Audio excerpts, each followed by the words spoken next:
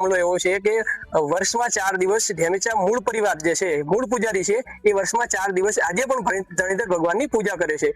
એ પૂજાના 4 દિવસના વારામાં વર્ષમાં 361 દિવસ એ પરિવારના હોય. હવે 4 દિવસના વારા એ લોકોને પૈસાની આવક ભાળી અને પડાવી લેવાના આ પેતરા રચી રહ્યા છે અને અડચણ કરી રહ્યા છે. એના માટે કરીને આજે સમગ્ર ઢેમેચા પરિવાર છે એ 60 થી વધુ લોકો અત્યારે પોલીસ સ્ટેશનમાં આવ્યા છે અને આ પીઆઈ સાહેબને રજૂઆત કરી છે કે પૂરતું પોલીસ રક્ષણ આપો અને અમારી જે સેવા પૂજાના વારા છે એમાં એ લોકો દખલગીરી ન કરે એના માટે કરીને રક્ષણ આપો.